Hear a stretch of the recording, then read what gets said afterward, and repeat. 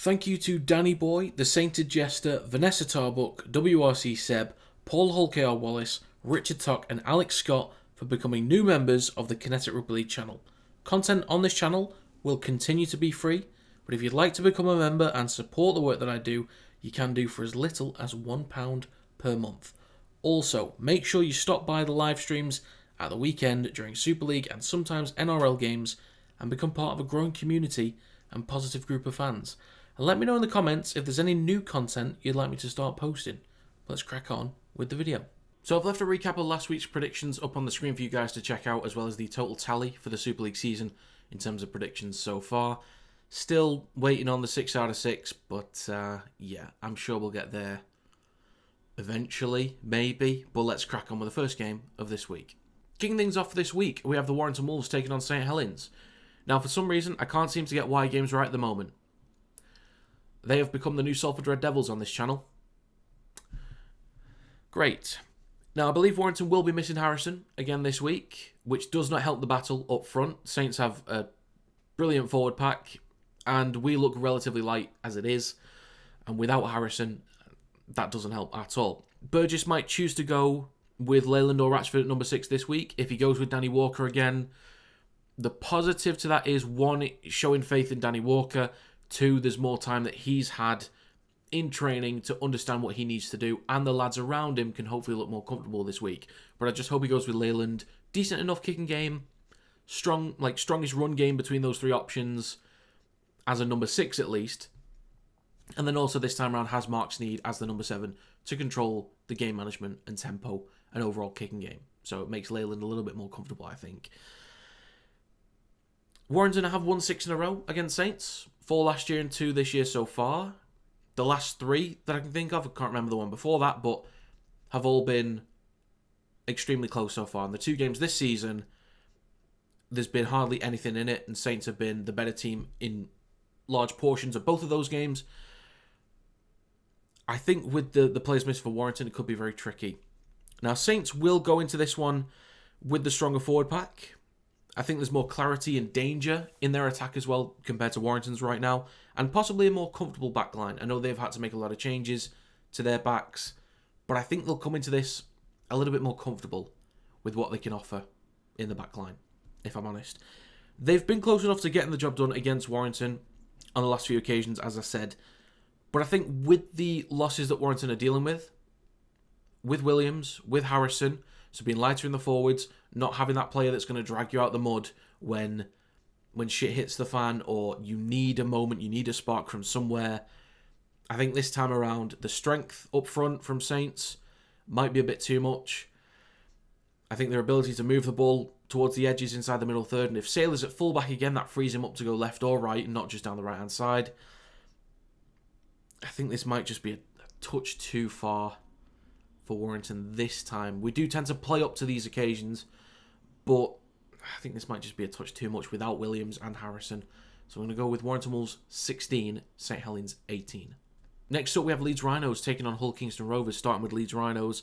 They come into this game as the 3rd best defensive side. I believe from Hull KR to Wigan to Leeds, the gap is like 1 point. So it's 1 point from KR to Wigan, 1 point from Wigan to Leeds. It's ridiculously close at the moment. In terms of attack, Leeds can score points, but they look less effective, less creative without Brodie Croft. But Jake Connor and Lockie Miller still taking on a lot of the responsibility, doing a great job and looking as effective as they possibly could right now without Brodie Croft and with Frawley, who I think takes a lot of sting out of the attack. Leeds fans complain about him a lot as well. I think Leeds have a forward pack that can absolutely compete with Hull Kingston Rovers for 80 minutes, not just put in a good shift for the first 20, 30, maybe 40 minutes, and then drops off. I think this is a forward pack that can go head-to-head with KRs for the full 80 minutes, if I'm honest. But with their attack lacking at the moment, I just think they'll struggle to take the chances when they get into good field position. That's my biggest concern for Leeds right now. Now, Hull KR simply perform better and more consistently than Leeds do. Very simply, they're just better in most areas. I think this could be a tough one this week for KR. Like, it could be a rough one because the last 2 weeks have taken a lot out of Hull Kingston Rovers. That being said, they do tend to play up to the big occasions and the big moments. They don't get flustered easily. They don't get shaken mentally, physically, as a group.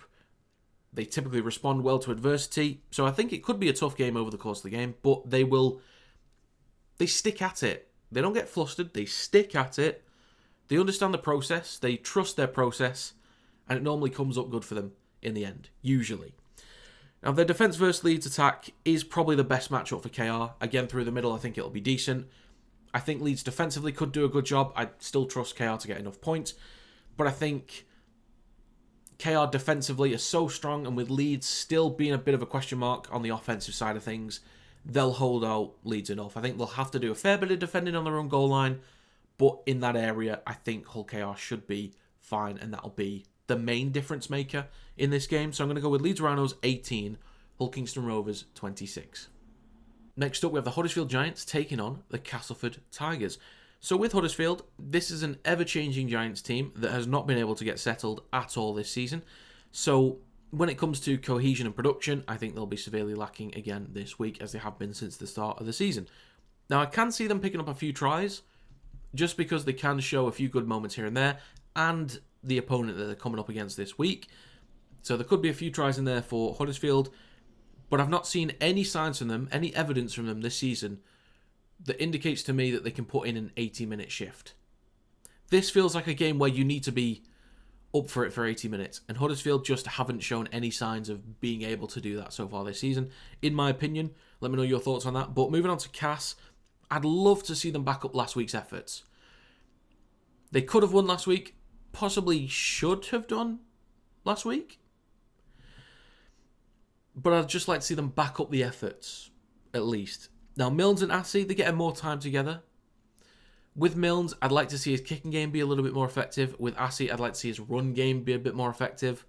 And that'll be a huge help for Cass and a certain individual who I'll mention shortly. But Okoro's looked good in the forward pack. He's had a decent impact. Desiree looked really lively, energetic, really solid for Cass at the weekend as well. So hopefully he will continue to help have a massive impact for Cass in the forwards. And then Amon might be playing this week. So you look at that forward pack of Cass now, in terms of size, I think it is still lacking, but there's a lot of pace in there. There's a decent amount of pace in the forward pack. Bit of versatility, bit of agility. So we'll see how they get on with that. But then Tex Hoy. Tex Hoy is the star of the show for Cass, and I think with the forwards now being a little bit stronger, being able to compete with Huddersfield, Cass just having more clarity in possession, stronger defensively, I feel, as well. And then Tex Hoy popping up in a few moments here and there when he needs to, on both sides of the ball. He will be the main difference maker in this one, and just overall cohesion for Cass will be the difference makers. So I'm going to go with Huddersfield Giants 12, Castleford Tigers 20. Next up, we have the Salford Red Devils taking on Leigh Leopards. Starting with Salford, who I think will likely produce another gritty effort, but again, squad selection will be the biggest issue. I believe I said the same thing last week, the exact same thing last week, but if they can at least have consistency in their lineup, even if it's weaker than what they would like to put out, even if it's just any kind of consistency, the same kids playing every week, the same regulars playing every week, eventually they'll start picking up wins and just getting overall better performances. I think this chopping and changing, I don't know if under the current situation, the current financial circumstances, they can get clarity in the lineup. Maybe Salford fans can educate me on that.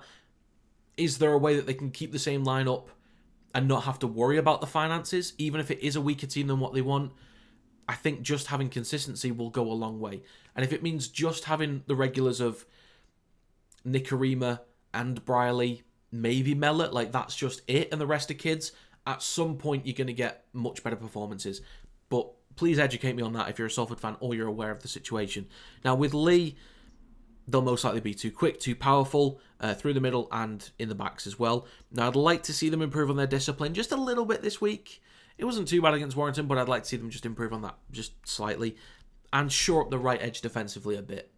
I was a little bit open at times against Warrington, so if they just clean up the discipline maybe the errors slightly, and just the right edge defensively. There'll be no complaints from me this week. Now, I believe Armstrong will play this week. Obviously, the squads haven't come out yet. I know he picked up a bit of a niggle 2 weeks ago, and then something was aggravated against Warrington. So I think he might play, but I don't know if he's going to be 100%. So there could be the chance that he's just rested this week, and probably the smart move if he is.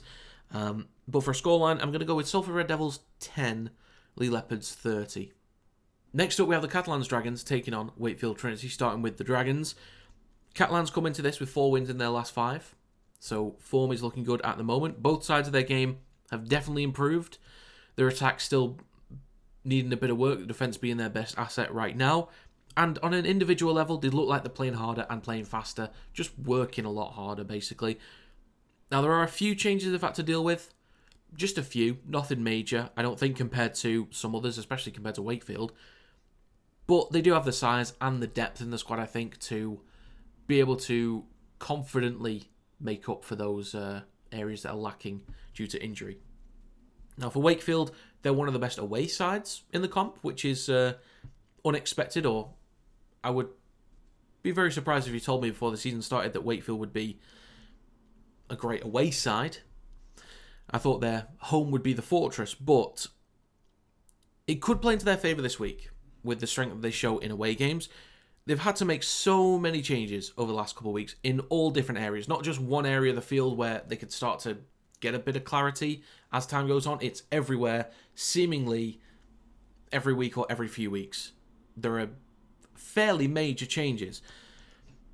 Now, with that lack of consistency in the lineup, on top of the fact they're playing against an improved Catalans Dragon side, I think I might have enough reason to back Catalans for what might be the first time this season